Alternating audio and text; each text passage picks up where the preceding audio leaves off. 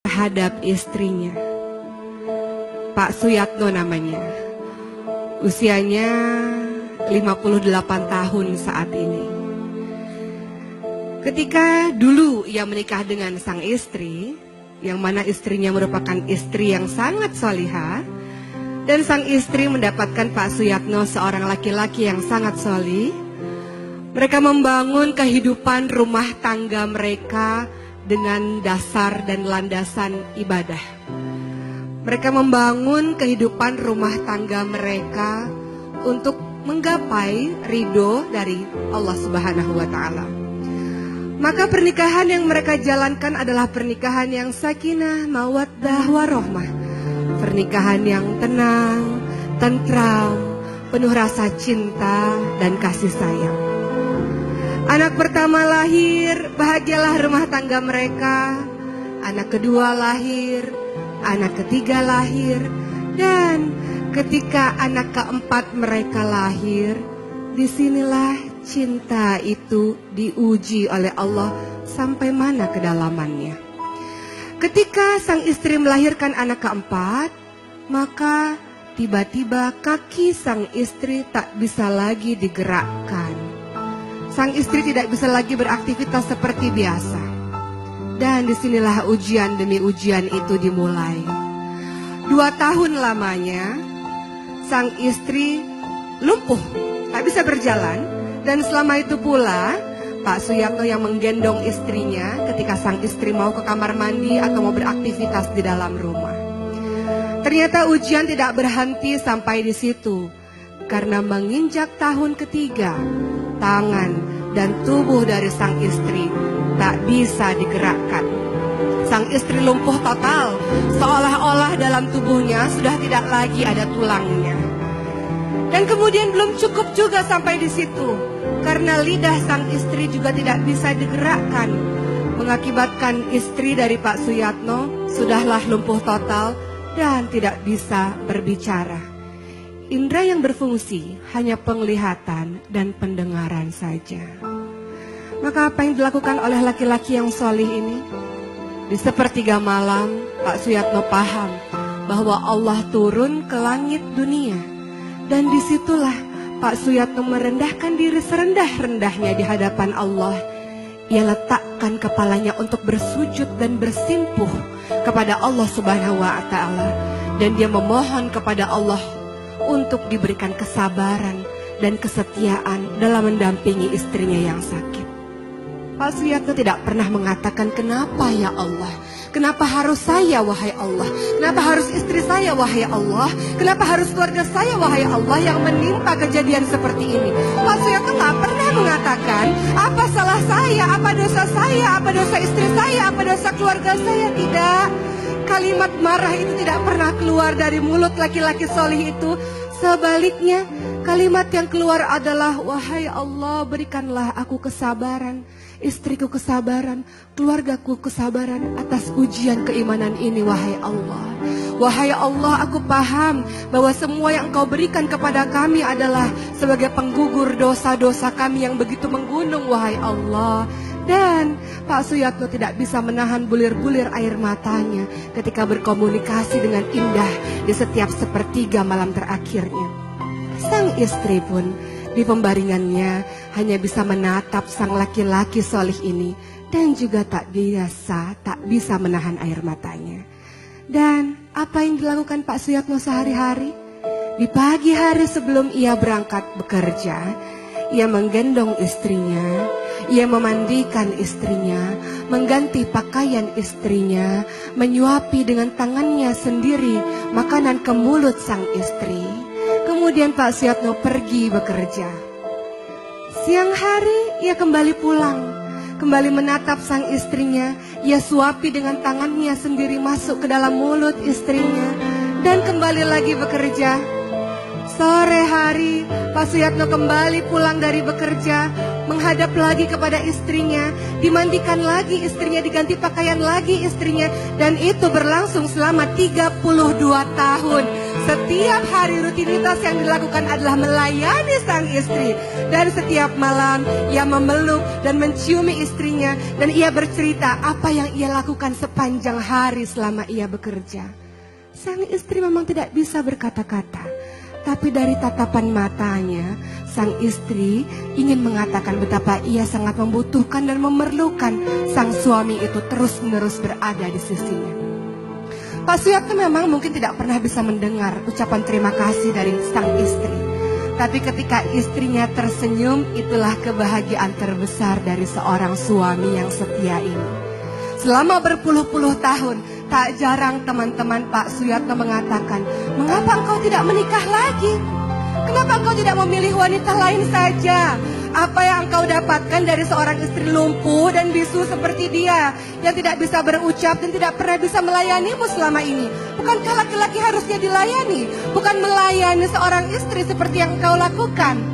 Maka apa yang dilakukan atau yang dijawab dari Pak Suyatno?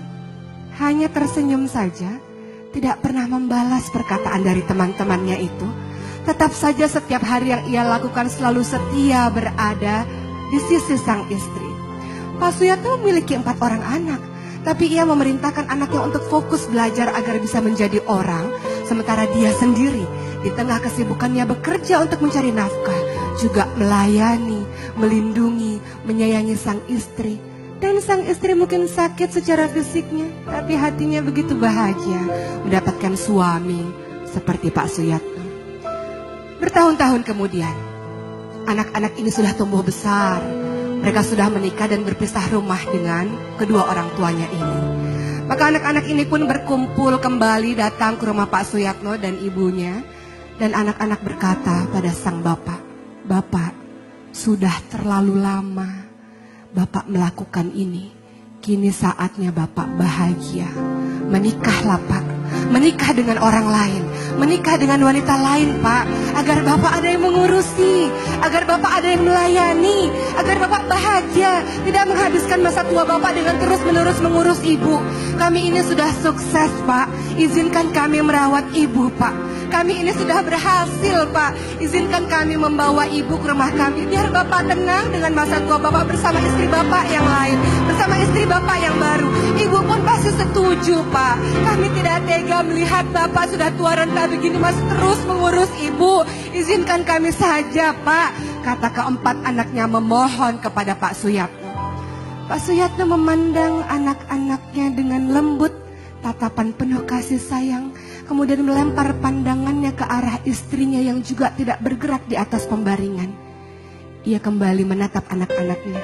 "Nak, kalau pernikahan hanya sekedar nafsu saja, sudah lama Bapak tinggalkan ibumu ini. Kalau pernikahan hanya sekedar nafsu saja, sudah lama Bapak menikah dengan orang lain, Nak. Tapi pernikahan bukan hanya sekedar nafsu, Nak. Aku ini Bapak yang mencintai ibumu. Kalau aku sudah mengatakan aku mencintai ibumu, artinya aku akan menyerahkan seluruh waktuku, tenagaku, hartaku, hidupku untuk ibumu, Nak. Ibumu ini berjuang mati-matian untuk melahirkan kalian. Bagaimana mungkin aku bisa meninggalkannya? Ibumu ini berjuang mati-matian untuk melahirkanmu, Nak. Bagaimana mungkin pada saat ia melahirkan buah hati kami lantas aku meninggalkannya? Suami macam apa aku kalau seperti itu, Nak? Kata Pak Suyatno sambil tak bisa membendung air matanya. Aku mencintai ibumu di kala sehatnya, Nak. Dan aku mencintai ibumu di kala sakitnya, Nak. Itu janjiku pada saat akad nikah berpuluh-puluh tahun yang lalu. Di depan manusia dan di depan para malaikat, aku berjanji akan setia terus berada di samping ibumu dalam setiap kondisi, dalam setiap keadaan, dalam sakitnya maupun dalam sehatnya. Maka Nak, jangan suruh aku untuk menikah dengan wanita lain. Kau pikir aku bahagia ketika aku mendapatkan wanita lain? Kau pikir aku bahagia dengan ada wanita lain yang mengurusiku? Tidak.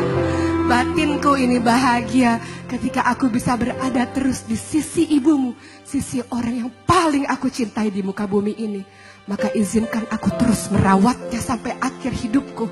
Tidak ada satu orang pun yang mampu memisahkan aku dan ibuku, wahai anakku, kecuali perpisahan dari Allah Subhanahu wa Ta'ala.